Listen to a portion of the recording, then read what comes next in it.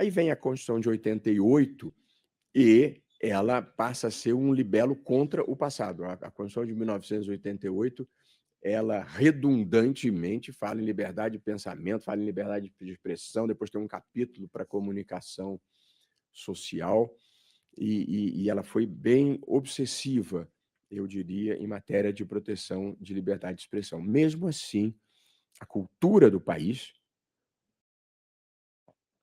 ainda continuou a ser uma cultura relativamente censória. Eu, infelizmente, não tive tempo de fazer a estatística, mas até queria depois pedir para fazermos isso lá no Supremo, o número de reclamações que os ministros do Supremo deram contra decisões de juízes e tribunais inferiores, suspendendo publicações, sobretudo notícia que fala mal do judiciário.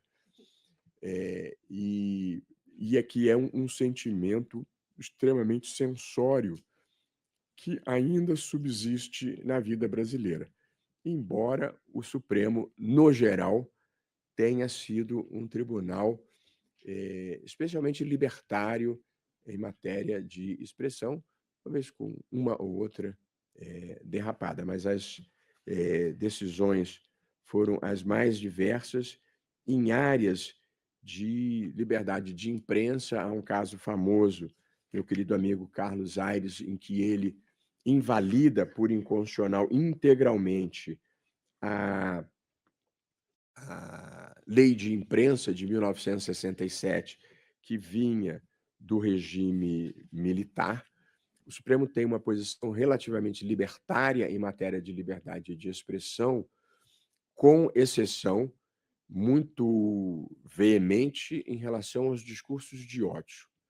E aí há uma decisão importante do Supremo, no chamado caso Elvanger, em que o Supremo considera que o antissemitismo, a manifestação de ódio aos judeus e, inclusive, a negativa do Holocausto, que constitui. E aí, como não havia tipificação específica para o antissemitismo, o Supremo em racismo. E, portanto, o Supremo faz uma construção,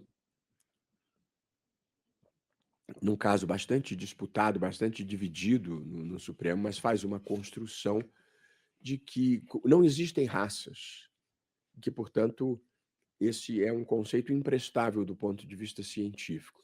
Mas o Supremo equipara a lei que protege contra o racismo e substitui racismo por grupos vulneráveis. E, portanto, qualquer discurso de ódio contra grupos vulneráveis passa a ser enquadrado como racismo. Originariamente, a Constituição exige a tipificação do crime de racismo em relação ao racismo étnico, mas é estendido naquela decisão também ao racismo contra os judeus.